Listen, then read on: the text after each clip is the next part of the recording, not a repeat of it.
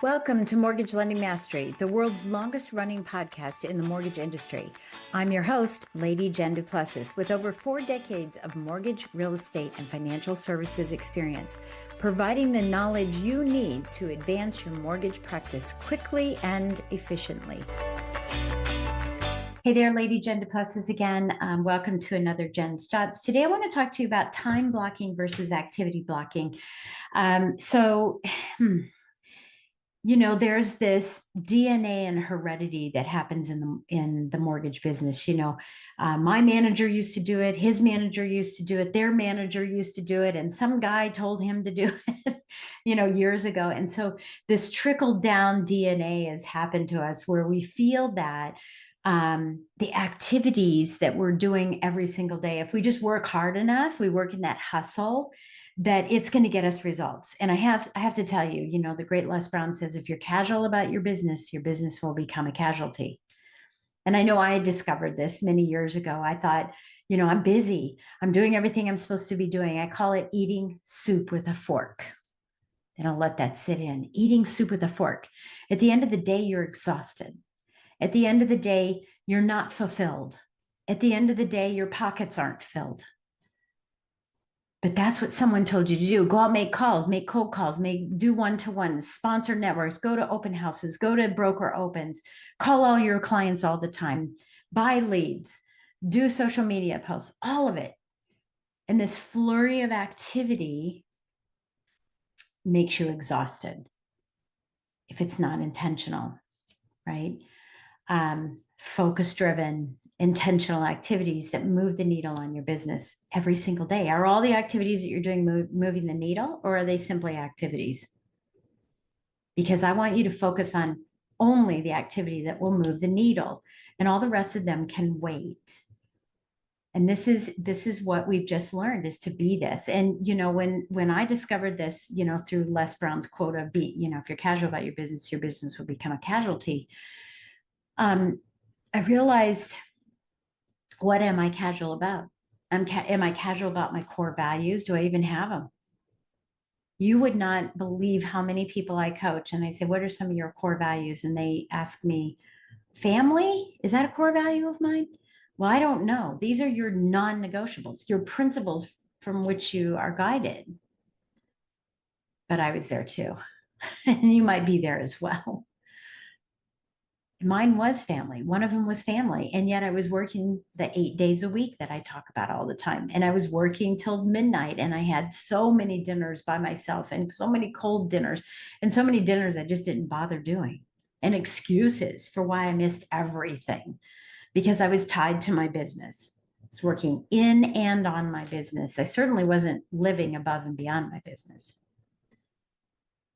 And I realized, wow, maybe I am casual about my core values. Maybe I'm casual about my business and skimming the surface every day with these flurry of activities.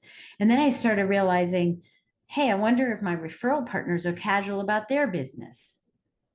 And that would be out of alignment with me. I should ask them, how casual are they about their business? Are they skimming? Should I observe? Should I ask questions? Should I meet them and ask questions? And did I want to align with those people anymore? And I decided that I didn't. And I cut a lot of people out and said, wait a minute, these are my core values. And if their core values align with mine, they don't have to be the same, but if they align with mine, if they understand that I have a family and children, and if they understand that on Sundays I don't work, and they don't respond to me like one agent did one time and say, well, I called her after church and I turned my phone on and I contacted her, and she goes, well, never mind, I gave it to somebody else. And I decided I didn't want to work with her, and I did not. And I just was done. I'm not going to work with her. She can't. And by the way, she was a Christian woman who led a youth leadership thing, and she didn't understand that and she knew this. I'm in church for an hour every Sunday. And you couldn't wait an hour, maybe 40 minutes, maybe 20 minutes, maybe 10 minutes. You couldn't wait. You don't have that kind of time in your life to be able to be working with those types of people, because it will create activity without results, an activity that just wears you down, and they're abusing it with you. Yeah. So I started looking at this and going, okay, am I casual about my core values? Am I casual about my um, relationships that I have, my business relationship? Am I casual about my vision? Am I really clear on it? And what it really led me to was, what I want is I want an elite business. And I started developing that, but I started looking up what is my definition of elite? What does, online, the Gospel of Google say about elite? And how did I want to carry myself in my business so that I was operating in an elite status? And if you've ever heard me speak on stage, I talk about this story quite extensively and what I did to change that so that I had an elite business and how it excelled and just exploded my results. And I stopped doing all these activities that weren't moving the needle on my business. I stopped working with the wrong people and started working with the right people. And I moved to a process that I now, instead of time blocking that so many use, oh, I got to time block stuff. And then the time comes and goes, right? We didn't really do anything in it. I started focusing more on the activity blocking, and it was intentional activity blocking. I call it priority management, where I was managing my priorities instead of everything being a priority.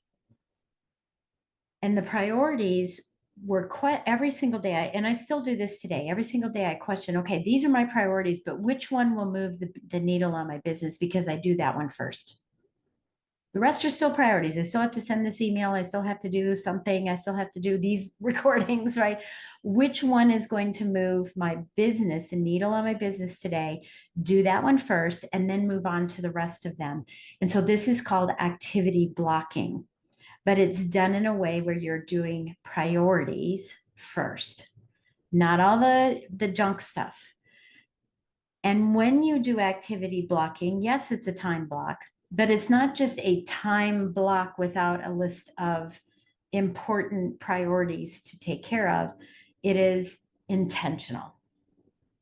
And I do these activity blockings every single day. So every morning I have an activity block moving the needle on my business. And then I have another activity block that is for the rest of the priorities that I need to get done, but aren't necessarily moving the needle on my business. And hopefully that makes sense because yes, you could do 10 things that move the needle on your business. Great. Just one of them has to get done first in its own block. The others can get done in the secondary block. If we look at time blocking, and I don't believe in time management. I believe in priority management because we can't manage time, but I can manage my priorities in a block of time where I have a list of the activities I want to do that move the needle in my business first and then take care of my clients second. Because if all you're doing is taking care of your clients, you're soon going to look up and you're not going to have a business. So think of it in terms of activity blocking so it doesn't drag you down. It doesn't anchor you out. Oh, I hate that time blocking stuff. No, this is activity blocking. But again, not the activities that are eating like it's like eating soup with a fork. You want these to be super intentional, super focused activities. So here's your action item today is one, set up a recurring every single day, move the needle activity block. Move the needle activity block every single day, same time, before or after your huddle, I would probably do it before the huddle with your team every day. Because after the huddle, you might have to take some very specific actions with clients that aren't providing documents, aren't responding to phone calls. You have some things that you have to do, restructuring alone. So do it before the huddle. What is this one thing that I need to do today that you've been, saying, gosh, I have to do a testimonial for a real estate agent because that'll move the needle on my business because now the law of reciprocity will come back and they'll think, oh, that has to be done. Or what will move the needle on my business? Learning a new product. What will move that needle? Or calling 10 people, right? The first and 10 do it again. That moves the needle and inviting them to an event that you have. That will move the needle. Then go to your huddle, and then the rest of your day, you can do some other work. So first thing is do your move the needle time block every single day. And every day you're going to be going in and editing that time, that activity block. And in that activity block, you're going to say, what is the thing you're going to do today to move the needle on your business? And it might not be an actionable item. It might be writing your bio in a way that doesn't look like everybody else's bio on every single website that you see. They're all the same, right? It might be changing your bio so that it attracts people, and that's moving the needle on your business. The second thing I want you to do is create another activity block where you fill in for all the rest of the activities. You're only going to do these a couple times a day where you're focused on getting things done instead of trying to get everything done all day long. This will open up your schedule for you to make phone calls to clients and see how they're doing, to do annual reviews, to schedule one-to-ones with real estate agents and other referral partners. So it's an activity block that is very specific, and you list, again, you'll open these up on occasion every day throughout the week, and you'll edit them and you'll pop an item into that activity block. So when you get to that activity block and you open it up, you know exactly what you're going to be doing, instead of going, well, I don't know what I'm supposed to be doing, so I'll just do other eating soup with a fork activities. So I hope that's helpful. Again, I cannot wait. Whenever we post these things, I love seeing the comments below. So I'd love to see the comments on how you implemented this. What did you discover? And again, if you are interested in having a conversation about coaching with me, please contact us. We have some information below. We have some in the outro. Love to have a conversation with you. Not everybody will qualify to work with me, but I'm happy to have a conversation to help you solve one problem that you have. So pick up the phone. Let's have that conversation, and I'll catch you on the next episode of Mortgage Lending Mastery. Thank you for joining Mortgage Lending Mastery. If you found value in today's conversation and would like to get support, simply go to supportfromjen.com. That's supportfromjen.com, or reach out to me on social media. Keep watching and listening for more insider secrets, stories, strategies, and ideas to help you become a master in your business.